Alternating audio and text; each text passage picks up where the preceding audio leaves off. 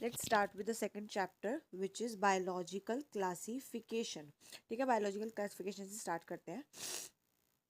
Since the dawn of civilisation, जब से civilisation आई है, काफ़ी attempts there have been made many attempts to classify the living organisms. कि जब से सिविलाइजेशन आई है काफ़ी ऐसे अटेम्प्ट किए गए कि हम लिविंग ऑर्गेनिजम्स को क्लासीफाई कर दें। क्लासीफाई क्या था कि कुछ कैरेक्टर्स के बेसिस के ऊपर उनको छोटी छोटी कैटेगरीज में, कन्वीनियंट कैटेगरीज में डालना। सो काफ़ी अटेम्प्ट्स की गए जब से सिविलाइजेशन आई है। इसको इंस्टिंक्टिवली यूज़ किया गया था, नॉट यूजिंग द क्राइटेरिया। मतलब पहले जो थे ना, पहले इसको ऐसा यूज़ किया गया था कि साइंटिफिक ना हो बट अपने यूज़ के लिए हो, but born out for the need of the use organisms. अपने खुद के यूज़ के लिए, जैसे खाने के लिए, शेल्टर के लिए, क्लोथिंग के लिए, खुद के यूज़ के लिए था, साइंटिफिक नहीं था जो पहला था। ठीक है, एरिस्टोटल जो था ना, वो पहला बंदा था जिसने अटेम्प्ट किया था scientific basis for the classification. So पहले ना साइंटिफिक नहीं किया जाता था इसको क्लासिफिकेशन, इसको अपने खुद के यूज़ के लिए किया जाता था। एरिस्टोटल पहला ऐसा बंदा था जिसने साइंटिफिक बेस यूज़ किया था क्लासिफिकेशन करने के लिए। उसने सिंपल मॉर्फोलॉजिकल कैरेक्टर्स को, जैसे मतलब बाहर के कैरेक्टर्स को यूज़ करके ना, जैसे जो बाहर से दिखते हैं एक्सटर्नल अपीयरेंस को देख के, उसने प्लांट को क्लासिफाई किया into the trees, shrubs, herbs में, एंड एनिमल्स को डिवाइड किया दो ग्रुप्स में, एक जिसमें रेड ब्लड होता है जिसको एनीमिया, और उसको जिसमें नहीं होता है एंड एनीमिया बोला जाता है। ठीक है, सो यही है कि जब से सिविलाइजेशन आई है काफ़ी ऐसे अटेम्प्ट किए गए कि हम लिविंग ऑर्गेनिजम्स को क्लासिफाई करें। पहला जो किया गया था ना, वो साइंटिफिक नहीं था बट अपने यूज़ के लिए था, कि खाने के लिए, शेल्टर के लिए, क्लोथिंग के लिए। एरिस्टोटल पहला ऐसा बंदा था जिसने इसको यूज़ किया था क्लासिफिकेशन को, कि उसने क्लासिफाई किया था, मतलब साइंटिफिक बेस यूज़ किया था क्लासिफिकेशन करने के लिए एरिस्टोटल ने। उसने मॉर्फोलॉजिकल कैरेक्टर्स को यूज़ करके प्लांट्स को इसमें तीन पार्ट्स में डिवाइड किया, और एनिमल को डिवाइड किया टू ग्रुप्स में, which is the red blood, जिनके पास रेड ब्लड है और जिनके पास नहीं है। ठीक है, फिर आया लीनियस ने। लीनियस के दो किंगडम क्लासिफिकेशन में ना, हमारे प्लांट था और एनिमल था। ठीक है, दो किंगडम थे। लीनियस के जो दो किंगडम क्लासिफिकेशन थे उसमें ना दो किंगडम थे, प्लांटे और एनिमीलिया। वो डेवलप किया गया जिसमें जितने भी प्लांट्स थे उसको प्लांट किंगडम में डाला गया, जितने भी एनिमल्स उनको एनिमल किंगडम में डाल दिया गया। ठीक है, इसमें ये सब कुछ था। बट ये सिस्टम की ना कुछ हमारी वो थी, लिमिटेशंस थी, कि ये डिस्टिंग्विश नहीं कर पा रहा था कि ईक्रियोट्स एंड प्रोकैरियोट्स, मतलब कि प्लांट में आपको ईक्रियोट भी दिखेंगे, प्रोकैरियोट भी दिखेंगे। तो इस हिसाब से कि ये प्रोकैरियोट और ईक्रियोट में डिफरेंस नहीं पता लगा पा रहा था। प्रोकैरियोट ईक्रियोट क्या होता है? प्रोकैरियोट होता है हमारा जो आपको जो बैक्टीरिया होते हैं, जो मतलब जो हमारी बैक्टीरियाज वगैरह होते हैं ना, उसको बोला जाता है, ये मोनेरा ही होता है। ठीक है, मेन जो होता है ना उसको प्रोकैरियोट कहा जाता है। ठीक है, इसके बारे में इन आप सेल चैप्टर में पढ़ोगे। सो ईक्रियोट एंड प्रोकैरियोट्स के बारे में डिफरेंस नहीं पता लगा पा रहा था। यूनिसेलुलर और मल्टी सेलुलर के बीच में डिफरेंस नहीं था। फोटोसिंथेटिक बोल लो जिसमें ग्रीन एल्गी या नॉन फोटोसिंथेटिक फंगी, इनके बीच में डिफरेंस नहीं कर पा रहा था। ठीक है, सो क्लासिफिकेशन जो थी ना ऑर्गेनिजम्स की, प्लांट और एनिमल में से, वो ईजिली तो हो गया था कि प्लांट और एनिमल को आसानी से कर दिया था और ईजी टू अंडरस्टैंड भी था। बट काफ़ी ऐसे ऑर्गेनिज्म थे जो दोनों ही कैटेगरी में नहीं आ पा रहे थे। ठीक है, do not fall into the either category. So two kingdom classification, जिसको काफ़ी टाइम तक हमने यूज़ किया, उसको इनएडुकेट माना गया। मतलब उसमें माना गया कि कुछ ना कुछ है, देर इज सम कमी इन दैट थिंग, कि इसमें क्योंकि यही था कि सी, एक तो ये था कि दो किंगडम, ये prokaryote, eukaryote, multicellular, unicellular, photosynthetic, non photosynthetic को डिफरेंस नहीं, डिस्टिंग्विश नहीं कर पा रहा था। और दूसरा, काफ़ी ऐसे ऑर्गेनिजम्स है तो दोनों कैटेगरी में नहीं आते, तो उसको इनएडिक्वेट माना गया। ठीक है, फिर बिसाइड ग्रोस मॉर्फोलॉजी जो थी ना, ये एक नीड वॉज ऑल्सो, कि मॉर्फोलॉजी के अलावा भी एक नीड हुई कि हम कुछ अदर स्ट्रक्चर्स को भी इंक्लूड करें, जैसे सेल का स्ट्रक्चर, वॉल का नेचर ऑफ वॉल, न्यूट्रिशन का mode of nutrition, habitat, method of reproduction क्या है, एवोल्यूशनरी रिलेशनशिप, इन चीज़ों की भी बहुत ज़रूरत पड़ी। सेल का स्ट्रक्चर, जो सेल की वॉल होती है उसका नेचर क्या है, न्यूट्रिशन, रिप्रोडक्शन, हैबिटेट हो गया, and evolutionary relationship. Classification system for the living organisms have undergone several changes over the time. कि जो क्लासिफिकेशन सिस्टम है ना, वो काफ़ी चेंजेस किया है, पूरे के पूरे टाइम में काफ़ी चेंजेस को अंडरगोन किया है। But plant and animal kingdom वैसे रहा, कि ये नहीं कि प्लांट और एनिमल किंगडम चेंज हो गया, प्लांट एनिमल किंगडम सेम रहा। सभी डिफरेंट सिस्टम है, उसमें ऑर्गेनिज्म आना चेंज हुए, कि कौन सा ऑर्गेनिज्म है वो चेंजिंग हुआ। ठीक है, understanding and the understanding of what group या organism be included under this kingdoms have been changing. कि एक तो काफ़ी ये क्लासिफिकेशन सिस्टम चेंज हुआ, इसमें क्या ऑर्गेनिज्म आएगा, क्या आएगा इस किंगडम के अंदर, वो चेंज हुआ काफ़ी ज़्यादा। And number and the nature of the other kingdom have also been understood differently. अलग अलग साइंटिस्ट ने अलग अलग इसको अंडरस्टूड किया। सो ये था लीनियस का दो किंगडम क्लासिफिकेशन था, एक था प्लांट और एक एनिमीलिया। प्लांट और एनिमीलिया में क्या थे, प्लांट में एनिमल थे, इसमें ये थे। ये डिस्टिंग्विश नहीं कर पा रहा था ईक्रियोट्स में, ईक्रियोट्स में, प्रोक्रियोट्स में, मल्टीसेलुलर में, यूनिसेलुलर, मल्टीसेलुलर यूनिसेलुलर, फोटोसिंथेटिक्स में एंड नॉन फोटोसिंथेटिक में। अब क्लासिफिकेशन करना उस पर काफ़ी ऐसे थे, आसानी से हो तो गया था, बट काफ़ी ऐसे ऑर्गेनिज्म थे जो दोनों ही कैटेगरी में नहीं आ पा रहे थे, तो इसीलिए इसको इनएडिक्वेट माना गया। अब ग्रॉस मॉर्फोलॉजी के अलावा भी कुछ ऐसे बोला गया कि मॉर्फोलॉजी के बाहर के एक्सटर्नल अपीयरेंस के अलावा भी कुछ ऐसे फीचर्स को हमें देखना चाहिए, जैसे सेल का structure, nature of wall, mode of nutrition, habitat, method of reproduction, evolutionary relationship. So classification system काफ़ी चेंजेस किया over the time, but plant animal kingdom वैसे रहा कि ये नहीं बोल सकते प्लांट एनिमल किंगडम चेंज हो, वो है, वो स्टार्टिंग से था और अभी भी प्लांट किंगडम एनिमल किंगडम है, चाहे ऑर्गेनिज्म उसके अंदर उस किंगडम के चेंज होते गए हैं। और ये नंबर और जो नेचर इन किंगडम्स का, ये अलग अलग साइंटिस्ट ने अलग अलग तरीके से समझा। ठीक है, सो ये पहले मैं ये पैरा करवाती हूँ। आर.एच. विटेकर ने ना 1969 में प्रपोज किया था 5 किंगडम क्लासिफिकेशन। ठीक है, सो इसने 1969 में 5 किंगडम क्लासिफिकेशन दिया, एंड जो किंगडम थे ना उसके द्वारा वो कौन कौन से थे, Monera, Protista, Fungi, Plantae, Animalia. ठीक है, जो मेन क्राइटेरिया था इस क्लासिफिकेशन का बाय हिम, जिसमें क्या थे, सेल का स्ट्रक्चर, बॉडी की organisation, mode of nutrition, reproduction, phylogenetic, cell का structure, mode of nutrition, reproduction and evolutionary relationship and body की ऑर्गेनाइजेशन, ये ऐसे कुछ क्राइटेरिया थे। उसने इस चीज़ को, इन क्राइटेरियाज को यूज़ किया क्लासीफाई करने के लिए। ठीक है, सो आर.एच. विटेकर ने 1969 में, याद रख लेना, 1969 में आर.एच. विटेकर ने 5 किंगडम क्लासिफिकेशन दिया, Monera, Protista, Fungi, plant, Animalia. Criteria क्या थे, सेल का स्ट्रक्चर, बॉडी की organisation, mode of nutrition, reproduction and phylogenetic relationship. अब इनको हम 1 बाय 1 पढ़ते हैं। ठीक है, अब मान लो Monera, Protista, Fungi, Plantae, Animalia. ठीक है, सेल का टाइप क्या, सेल का टाइप क्या है, सेल का टाइप होगा प्रोकैरियोट है, यूकैरियोट है। ठीक है, ये चीज देख लेना।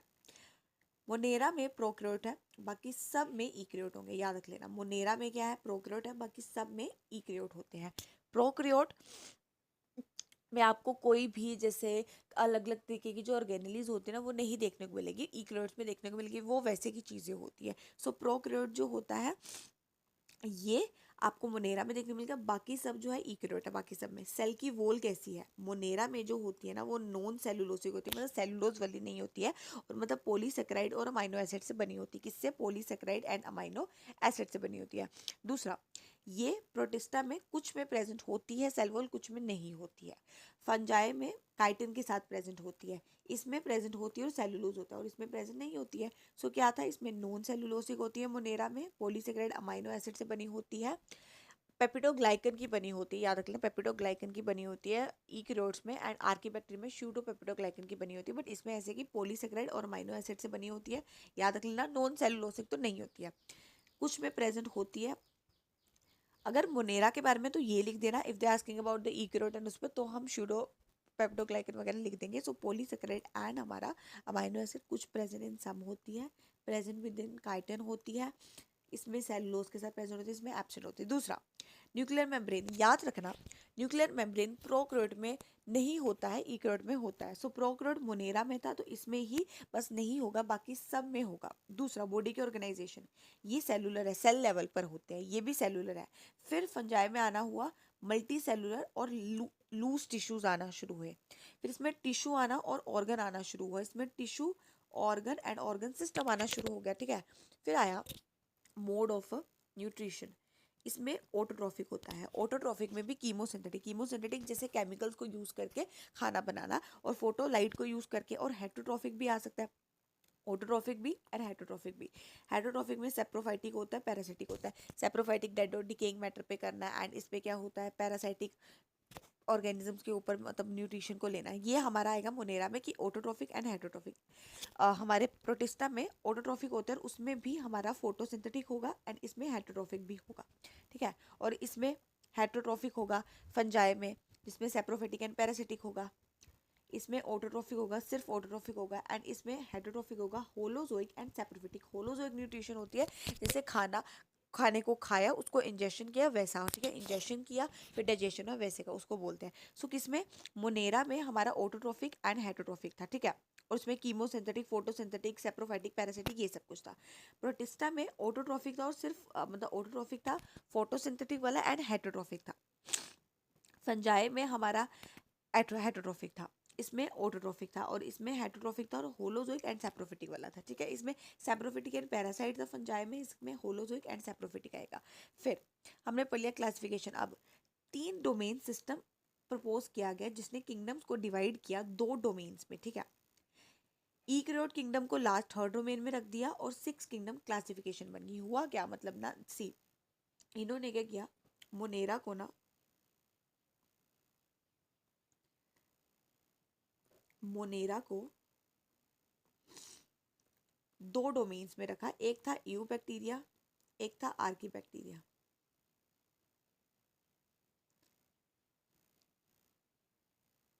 बाकी जो था ईक्रियोट्स था।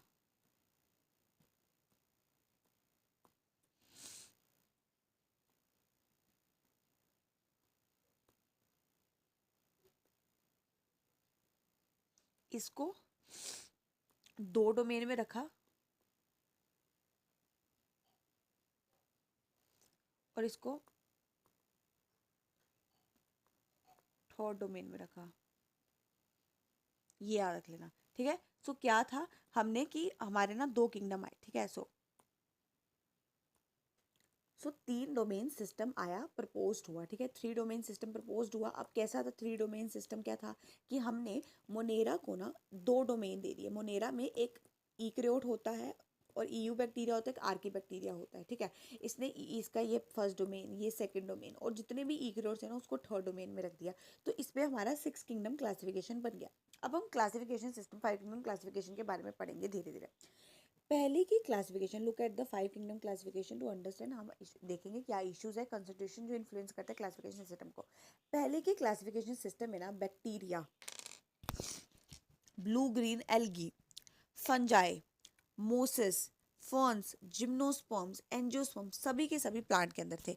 Bacteria, blue green algae, ferns, fungi, फंजे fungi and Moses and ferns, ये सारी की सारी चीज़ें क्या थी, प्लांट के अंदर थी, क्योंकि पहले तो प्लांट एनिमल किंगडम था तो उस हिसाब से जो करेक्टर ना इस किंगडम को यूनिफाइड करता था कि मतलब इस किंगडम में कौन सा ऐसा करेक्टर है जिसकी वजह से ये सारे ऑर्गेनिज्म इसमें जा रहे हैं, वो ये था कि सभी ऑर्गेनिज्म के पास सेल वॉल है अपने वॉल्स में, ठीक है। जो करेक्टर इसको यूनिफाइड करता था, मतलब ये करेक्टर होना चाहिए तो उसको प्लांट किंगडम में डालेंगे, वो क्या था कि इसमें हर ऑर्गेनिज्म के पास क्या होनी चाहिए, सेल वॉल होनी चाहिए अपने सेल के अंदर। इस ये पर इसने क्या किया, इसने प्लेस टुगेदर किया विच अदर कैरेक्टर्स में अलग थे। मतलब हुआ क्या कि बाकी कैरेक्टरिस्टिक्स में अलग है, बट एक कैरेक्टर है कि इनमें सेल वॉल है, बट सो इसको डाल दिया इसमें प्लांट किंगडम में। बट बाकी कैरेक्टर्स को भी देखना था, बट इन्होंने ये नहीं देखा, एक कैरेक्टर देखा। इसने उन कैरेक्टर्स को भी, इसने प्रोक्रोटिक इक्रोटिक बैक्टीरिया को इकट्ठे लगा दिया, प्रोक्रोटिक बैक्टीरिया को एंड साइनोबैक्टीरिया को डाला अदर के साथ, मतलब प्रोक्रोटिक साइनोबैक्टीरिया को ईक्रियोट के साथ डाला। इसने यूनिसेलुलर ऑर्गेनिज्म को और मल्टी सेलुलर ऑर्गेनिज्म को डाल दिया, स्पाइरोगायरा एंड क्लेमिडोमोनास को डाल दिया इकट्ठे, ठीक है, एल्गी के अंदर डाला इसको। ये क्लासिफिकेशन डिफ्रेंशिएट नहीं कर पा रही थी हेटरोट्रॉफिक एंड फंजाई हो गया ऑटोट्रॉफिक में। चाहे अब देखो ये हेटरोट्रॉफिक ऑटोट्रॉफिक को ही डिफरेंस नहीं कर पा रही, चाहे इनका जो वॉल की कंपोजिशन है ना वो अलग है। मतलब फंगाई जो होता है, फंजाई होता है, उसके पास काइटन होता है अपनी वॉल में, और ग्रीन प्लांट के पास सेलुलोस होता है, पर इसने इसको भी इकट्ठे डाल दिया। सो ये चीज़ थी कि हमने क्या किया कि हम हमारे पास कुछ ऑर्गेनिजम्स थे कि हमने इस पे देखा सिस्टम क्लासिफिकेशन के कि कौन सा ऐसा करेक्टर है। पहले की क्लासिफिकेशन में इन्होंने फंजाई वगैरह सभी को प्लांट किंगडम में डाल दिया। मेन कौन सा करेक्टर था कि सभी के पास सेल वॉल है तो इसको प्लांट किंगडम में डाल दो, चाहे वो बाकी चीज़ों में अलग है। इन्होंने ईक्रोट प्रोक्रोट को साथ में डाल दिया, इसने यूनिसेलुलर मल्टी सेलुलर को साथ में डाल दिया, इसने हेटरोट्रॉफिक एंड ऑटोट्रॉफिक में heterotrophic fungi and fungi and हमारा ऑटोट्रॉफिक एल्गे को डाल दिया।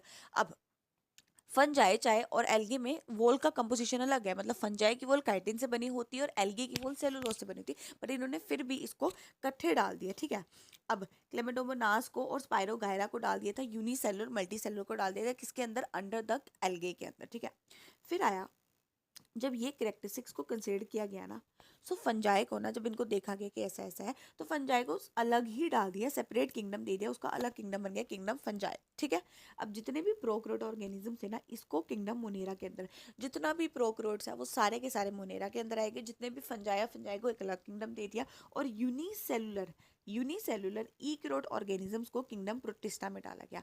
किंगडम प्रोटिस्टा ने ना, एक्चुअली किंगडम प्रोटिस्टा एक लिंक था ऑर्गेनिज्म के बीच में, इसने क्लेमेडोमोनास को क्लोरेला को डाल दिया जो पहले एल्गे के अंदर थे प्लांट्स के अंदर, और इसने परमीशियम अमीबा को भी इसके अंदर डाल दिया जो पहले उस पे था, मतलब इसने क्लेमेडोमोनास क्लोरेला को अमीबा को परमीशियम को सभी को इकट्ठे प्रोटिस्टा में डाल दिया।